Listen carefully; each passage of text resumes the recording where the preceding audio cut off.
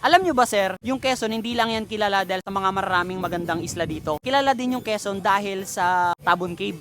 Tabon Cave. Ibig sabihin dito pala matatagpuan niya sa Quezon. Oo, tapos sir, doon kasi na-discover, doon nakita yung manunggul jar na nakita sa lumang 1,000. Alam nyo ba yun sir, yung manunggul jar, doon daw nilalagay yung mga labi. Tingnan nyo sir, ito sir, hindi lang yung mga Quezon dahil sa ganun sa mga history, magagaling din yung mga taga Quezon. Hindi lang kami champion sa basketball, champion din kami sa street dance, nag-grand slam po kami.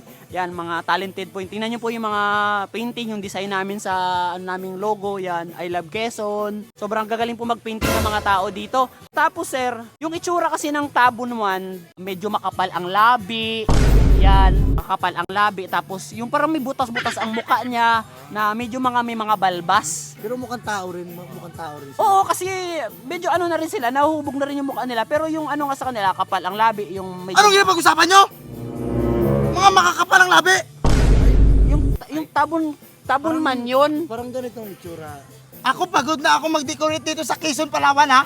Napapagod na ako. Hindi, ito mga guest natin ito. Ay, ginapaliwanag ko sa kanila yung tabon man. Ay, medyo, ayan, alam niyo yung ano, yung palabas na...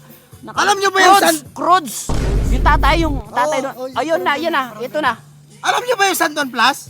Ay, yung gamot, ano yun? Gusto niyo makainom nun? Pang ano yan? Magkakaroon talaga kayo sa akin ng bukol. Grabe ka naman. Hindi, mga Mga bastos kayo ha.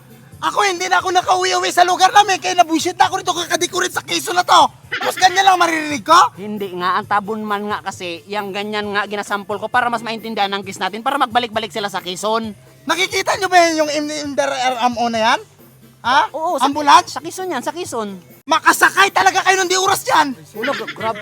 Mga buisit kayo ha. Ginapahiya mo yung kiss natin. Wala oh. kayong mga konsiderasyon. Ano ka ba dito?